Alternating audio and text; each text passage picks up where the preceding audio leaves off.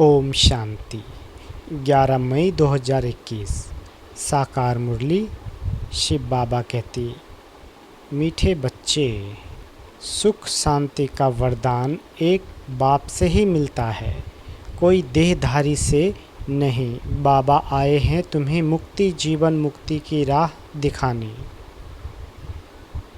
प्रश्न, बाप के साथ जाने और सतयुग आदि में आने का पुरुषार्थ क्या है?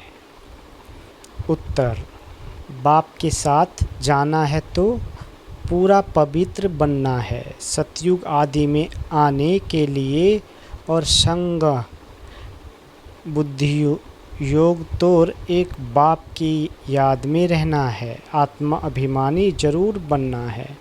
एक बाप की मत पर चलेंगे तो ऊंच पद का अधिकार मिल जाएगा। गीत, नैनहीन को राह दिखाओ प्रभु। ओम शांति। यह गीत किसने गाया? बच्चों ने, क्योंकि बाप तो एक ही है, उसको ही रचयिता कहा जाता है।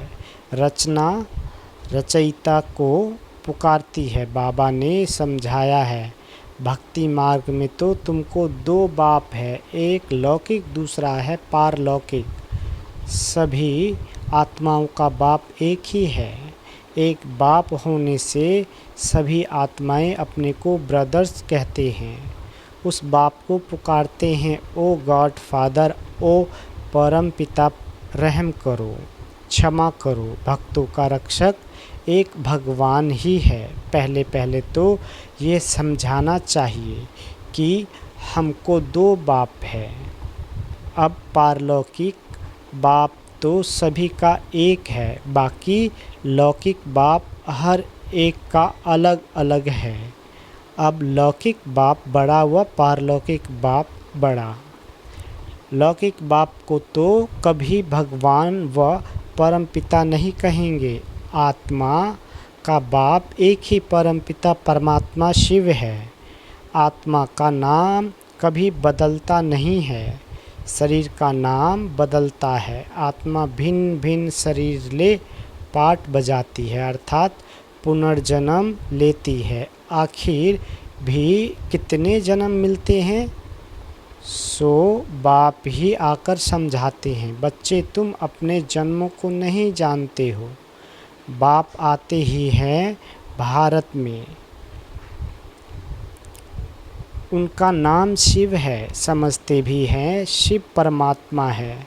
शिव जयंती व शिवरात्रि भी मनाते हैं। वह निराकार है, जैसे आत्मा भी निराकार है। निराकार से साकार में आते हैं पाठ बजाने। अब निराकार शिव तो शरीर बिगैर पाठ बजा न सके। मनुष्य इन बातों को कुछ भी नहीं समझते हैं। नैनहीन है यह शरीर के दो नेत्र तो सबको है, तीसरा ज्ञान का नेत्र आत्मा को नहीं है, जिसको दिव्य चक्षु भी कहते हैं। आत्मा अपने बाप को भूल गई है, इसलिए पुकारते हैं, नैनहीन को राह बताओ। कहाँ की राह? शांति धाम और सुख धाम की। सर्व का सद्गति दाता सतगुरु एक ही है। मनुष्य का गुरु बन सद्गति दे नहीं सकता। न खुद सद्गति पाते हैं, न औरों को देते हैं। एक बाप ही सर्व को सद्गति देते हैं। उस अल्फ बाप को ही याद करना है। बाप समझाते हैं, कोई भी मनुष्य मात्र मुक्ति, जीवन मुक्ति, शांति और सुख सदा काल के लिए दे नहीं सकते। सुख शांति का वरदान तो एक बाप ही दे सकते हैं, मनुष्य को नहीं दे सकते। भारतवासी सतो प्रधान थे तो सतयुगी स्वर्गवासी थे। आत्मा पवित्र थी, भारत को स्वर्ग कहा जाता है, जबकि आत्माएं पवित्र सतो प्रधान थी। तुम जानते हो बरोबर, आज से 5000 वर्ष पहले भारत स्वर्ग सतो प्रधान था। इन लक्ष्मी नारायण का राज्य था। अभी कलयुग का भी अंत है। इसको नर्क कहा जाता है। यही भारत स्वर्ग था तो बहुत धनवान था। हीरे जवाहरातों के महल थे। बाप बच्चों को याद दिलाते हैं, सतयुग आदि में इन लक्ष्मी नारायण की राजधानी थी। उसको स्वर्ग बैकुंठ कहा जाता है। अभी तो स्वर्ग है नहीं, ये बाप समझाते हैं। बाबा भारत में ही आते हैं, निराकार शिव की जयंती भी मनाते हैं, परंतु वह क्या करते हैं यह कोई नहीं जानते। हम आत्माओं का बाप शिव है, उनकी हम जयंती मनाते हैं। बाप की बायोग्राफी को कोई भी नहीं जानते। गाया भी जाता है, दुख में सिमरन सब करे, पुकारते हैं ओ गॉड फादर रहम करो। हम बहुत दुखी हैं क्योंकि ये रावण राज्य है। वर्ष वर्ष रावण को जलाते हैं ना, परंतु ये किसी को पता नहीं कि 10 शीश वाला रावण क्या चीज़ है। हम उनको जलाते क्यों हैं? ये कौन सा दुश्मन है जो उनकी एफिजी बनाए जलाते हैं? भारतवासी बिल्कुल नहीं जानते, क्योंकि ज्ञान का तीसरा नेत्र नहीं है। तब तो राम राज्य मांगते हैं।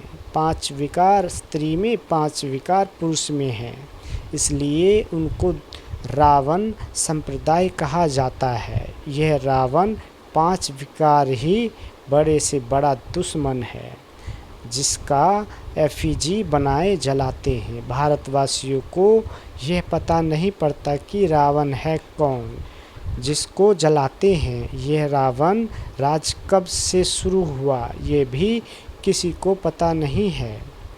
बाप समझाते हैं, राम राज सतयुग त्रेता, रावण राज द्वापर कलयुग। सतयुग में इन लक्ष्मी नारायण का राज्य था। इन्हों को यह राज कहाँ से कैसे मिला यह कोई नहीं जानते। यह समझने की बातें हैं, इसमें अटेंशन देना पड़ता है। मोस्ट बिलीवेड बाप है, तब तो उनको भक्ति मार्ग में भी पुकारते हैं। भारत में जब इन्हों का लक्ष्मी नारायण का राज था तो दुख का नाम नहीं था, अभी दुख धाम है। कितने अनेक धर्म हैं, सतयुग में एक धर्म था। इतनी सब आत्माएं कहाँ चली जाएगी किसी को पता नहीं है, क्योंकि नयनहीन है। शास्त्रों से ज्ञान का तीसरा नेत्र किसी को नहीं मिलता है। ज्ञान नेत्र ज्ञान सागर परम पिता परमात्मा शिव ही देते हैं। आत्मा को तीसरा नेत्र मिलता है। आत्मा भूल गई है कि हमने कितने जन्म लिए हैं। सतयुग में जो देवी देवताओं का राज्य था वह कहाँ गया? गाते भी हैं, मनुष्य 84 जन्म लेते हैं, 84 का चक्र कहते हैं, परंतु कौन सी आत्मा 84 जन्म लेती है? जो पहले भारत में आते हैं वह थे देवी देवता, फिर 84 जन्म भोग अंत में पतित बन जाते हैं। गाते भी हैं, हे पतित पावन, तो सिद्ध करते हैं हम पतित हैं, इसलिए पुकारते हैं, हे पतित पावन हमें पावन बनाने आओ। जो खुद ही पतित है वह फिर औरों को पावन कैसे बनाएंगे? बाप समझाते हैं, आधा कल्प भक्ति मार्ग में रावण राज 5 विकार होने कारण भारत ने इतना दुख को पाया है। 84 जन्म तो लेते ही हैं, उनका भी हिसाब समझाना चाहिए। पहले सतयुग में है सतो प्रधान, फिर त्रेता में है सतो, आत्मा में खाद पड़ती है। बाप आते ही हैं, भारत में है, शिव जयंती है ना, और सभी आत्माएं तो गर्भ में जन्म लेती है। बाप कहते हैं, मैं साधारण बूढ़े तन में प्रवेश करता हूँ, जिनका यह बहुत जन्मों के अंत का जन्म है। यह समझानी कोई एक को नहीं दी जाती। यह गीता पाठशाला है। मनुष्य को देवता बनाने के लिए यह राजयोग सिखाया जाता है।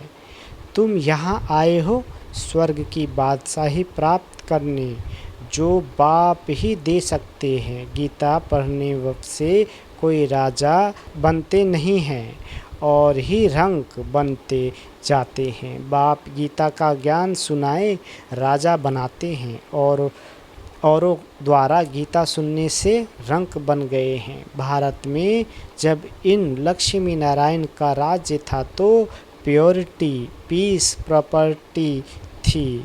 पवित्र गृहस्थ आश्रम था, वहाँ हिंसा का नाम नहीं था। फिर द्वापर से लेकर हिंसा शुरू हुई है। काम कटारी चलाते चलाते तुम्हारी ये हालत आकर हुई है। सतयुग में 100% सॉल्वेंट थे, सतो प्रधान थे। यह राज कोई भी मनुष्य अथवा साधु संत आदि नहीं जानते। बाप जो ज्ञान का सागर पतित पावन है, वही आकर सतो प्रधान बनने की युक्ति बताते हैं। रावण की मत पर मनुष्यों का देखो क्या हाल हो गया है। राजे लोग भी वह जो पवित्र राजाएं होकर गए हैं, उन्हों के चरणों में जाकर पढ़ते हैं और महिमा गाते हैं।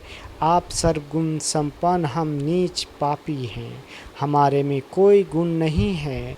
फिर कहते हैं आपे ही तरस परो, हमको आकर मंदिर लायक बनाओ। किसी की भी समझ में नहीं आता कि बाप कैसे आकर फिर से देवी देवता धर्म की स्थापना कराते हैं। अब तुम समझते हो, हम सो देवी देवता धर्म के थे, हम सो क्षत्रिय वैश्य शूद्र बने। इतने जन्म लिए, अब 84 जन्म पूरे हुए हैं। फिर दुनिया का चक्र फिरना चाहिए, इसलिए फिर तुमको पावन यहाँ बनना है। पतित तो सुखधाम शांति धाम में नहीं जा सकते। बाप समझाते हैं तुम जो सतो प्रधान थे वह तमो प्रधान बने हो। गोल्डन एज से फिर आयरन एज में आए हो, फिर गोल्डन एज बनना है, तब मुक्ति धाम सुख धाम में जा सकेंगे। भारत सुख धाम था, अब दुख धाम है। गीता में भी सुना, हम नयनहीन को राह बताओ प्रभु, हम अपने शांति धाम में कैसे जाएं। वो लोग जो कह देते हैं परमात्मा सर्वव्यापी है, फलाना अवतार है, परशुराम अवतार है। अब बाप परशुराम बन किसी को मारते होंगे क्या? हो नहीं सकता। बाप समझाते हैं तुमने इस चक्र में कैसे 84 जन्म लिए हैं। अब अल्फ को याद करो, हे आत्माएं, देही अभिमानी बनो। देह अभिमानी बन तुम बिल्कुल ही दुखी कंगाल नरकवासी बन पड़े हो। अगर स्वर्गवासी बनना है तो आत्म अभिमानी जरूर बनना है। आत्मा ही एक शरीर छोड़ दूसरा लेती है। अब 84 जन्म पूरे हुए हैं, फिर सतयुग आदि में जाना है। अब मुझे याद करो और संग बुद्धि योग तोड़ो। रहो भल गृहस्थ व्यवहार में, अपने को आत्मा निश्चय करो। आत्मा एक शरीर छोड़ दूसरा लेती है। बाबा कहते अब देही अभिमानी बनना है। मुझे याद करो तो खाद सब जल जाएगी, तुम पवित्र बन जाएंगे। फिर मैं सब बच्चों को ले जाऊंगा। अगर मेरी मत पर नहीं चलेंगे तो इतना ऊंच पद नहीं पाएंगे। इन लक्ष्मी नारायण का ऊंच पद है। जब इन्हों का राज्य था तो और कोई धर्म नहीं था। द्वापर से फिर और धर्म आते हैं। सतयुग में मनुष्य भी थोड़े होते हैं। अब तो बहुत धर्म होने के कारण कितने दुखी हो गए हैं। वही देवता धर्म वाले अब फिर पतित होने से अपने को देवता कहते नहीं हैं। हिंदू नाम रख दिया है, हिंदू तो कोई धर्म नहीं है, बाप समझाते हैं। रावण ने तुमको ऐसा बना दिया है। तुम जब लायक देवी देवता थे तब सारे विश्व पर राज था, सब सुखी थे, अब दुखी बन पड़े हैं। भारत हेवन था, वो अब हेल बन गया है। फिर हेल को हेवन बाप बिगैर कोई बना न सके। देवताओं को संपूर्ण निर्विकारी कहा जाता है, यहाँ के मनुष्य को तो संपूर्ण विकारी है। इनको कहा जाता है पतित। भारत शिवालय था, शिव बाबा की स्थापना की हुई थी। बाप स्वर्ग बनाते हैं, फिर रावण नरक बनाते हैं। रावण श्राप देते हैं, बाप 21 जन्म के लिए वर्षा देते हैं। अब तुम हर एक बाप को ही याद करो, कोई भी देहधारी को नहीं। देहधारी को भगवान नहीं कहा जाता, भगवान तो एक ही है। बाप तो बेहद का वर्षा देते हैं, फिर रावण श्रापित बना देते हैं। इस समय भारत श्रापित है, बहुत दुखी है। अब इस रावण पर जीत पानी है। गाया भी जाता है, दे दान तो छूटे ग्रहण। वो ग्रहण जो लगता है वो तो पृथ्वी का पर छाया है। अब बाप कहते हैं तुम्हारे ऊपर 5 विकारों रूपी रावण का ग्रहण है। ये 5 विकार दान में दे देने हैं। पहला तो दान दो कि हम कभी विकार में नहीं जाएंगे। यह काम कटारी ही मनुष्य को पतित बनाती है। अच्छा, मीठे मीठे स्किल दे बच्चों प्रति माता पिता बाप दादा का याद प्यार और गुड मॉर्निंग। रूहानी बाप की रूहानी बच्चों को नमस्ते। हम रूहानी बच्चों की रूहानी माता पिता बाप दादा को याद प्यार गुड मॉर्निंग और नमस्ते। मीठे बाबा नमस्ते। धारणा के लिए मुख्य सार। पहला, बाप जो नॉलेज देते हैं उसे पूरा अटेंशन देकर पढ़ना है। ज्ञान के तीसरे नेत्र से अपने 84 जन्मों को जान, अब अंतिम जन्म में पावन बनना है। दूसरा, रावण के श्राप से बचने के लिए एक बाप की याद में रहना है। 5 विकारों का दान दे देना है। एक बाप की मत पर चलना है। वरदान, अपनी स्मृति वृत्ति और दृष्टि को अलौकिक बनाने वाले सर्व आकर्षणों से मुक्त भव। कहा जाता है जैसे संकल्प वैसी सृष्टि। जो नई सृष्टि रचने के निमित्त विशेष आत्माएं हैं, उनका एक एक संकल्प श्रेष्ठ अर्थात अलौकिक होना चाहिए। जब स्मृति वृत्ति और दृष्टि सब अलौकिक हो जाती है तो इस लोक का कोई भी व्यक्ति व कोई भी वस्तु अपनी ओर आकर्षित नहीं कर सकती। अगर आकर्षित करती है तो जरूर अलौकिकता में कमी है। अलौकिक आत्माएं सर्व आकर्षणों से मुक्त होगी। स्लोगन, दिल में परमात्मा प्यार व शक्तियाँ समाई हुई हो तो मन में उलझन आ नहीं सकती। अच्छा, ओम शांति।